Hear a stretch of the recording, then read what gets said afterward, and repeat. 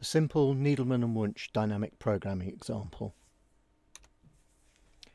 For this we're going to use an identity scoring matrix, so 1 for a match, 0 for a mismatch, and a simple gap penalty scoring just 1 for opening a gap and 1 for each extension of that gap.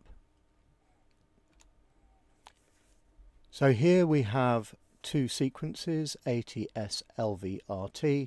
and ATVRT. So we're starting with an empty scoring matrix, and then we start to populate that matrix, and we can do that either from the top left or the bottom right, and I'm going to do it from the bottom right. We fill in the scores going left and up. So T matches T, we score 1. R doesn't match T, so 0, 0, 0, 0. 1 for the T matches T, and a 0. And then we go up the right hand side in the same way. Now we move in from that bottom right hand corner, and we do exactly the same thing, but this time we take the score for the cell itself, so in this case R versus R scores 1, and we add the maximum of the diagonal and the off diagonals, but applying the gap penalty. So here we have no off diagonal, so we don't have to worry. The cells that we can look at for the diagonals and off diagonals are highlighted in yellow. So here we're scoring 1 for our match and 1 for the diagonal. Here we're scoring 0 for the match, and we could either inherit the 0 from the diagonal or 1 from the off diagonal minus 1 because it's a gap, so it's still a score of 0. Now in practice we maintain the information for the whole matrix about where we accumulated and inherited these scores, but I'm going to leave that out for simplicity and just highlight the main path through the matrix. So we carry that along the row to the left, and we get 0, 0, 0, and here we're getting a 1 which we're inheriting from the diagonal. And we now move up, so these are the cells that we can look at, the diagonal and the off diagonal. And in this last position we've scored a 1 because we've inherited that from the diagonal. Now we carry on with that procedure. 1 for the match plus 2 for the diagonal.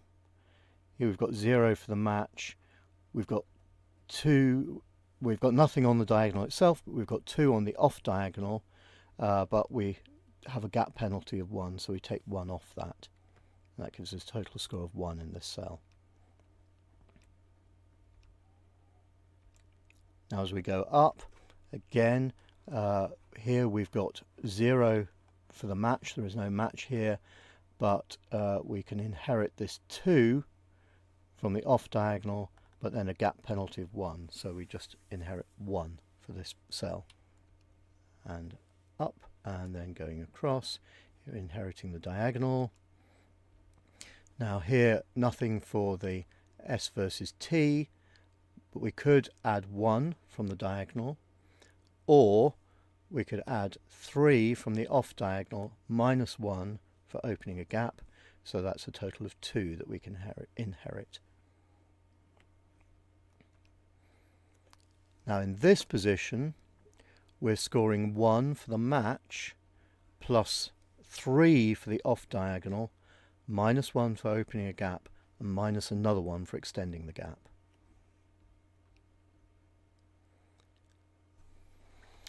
Here we have 0 for the match, but 3 from the off diagonal minus 1 for opening a gap, giving us a score of 2. Here we score 3 from the diagonal, 2 from the diagonal, and here we have 1 for the match plus 2 from the diagonal. At this point we find the highest score along the top row or the left-hand column, and that's this score of 3 here. Then we identify the route by which that was accumulated. Normally, as I said, we would keep all of the arrows indicating how everything was calculated. In this case, I've just kept the arrows that were from this path. Now, note that the S and L had no green boxes in those columns.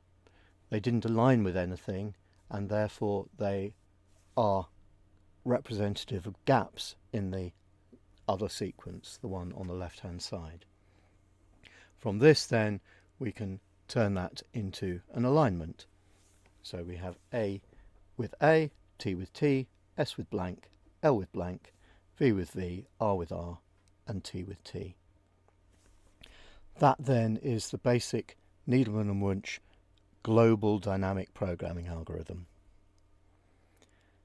Now, as I said, in practice, we would use different scoring matrices and different gap penalties. I just use those here because they're very simple to calculate.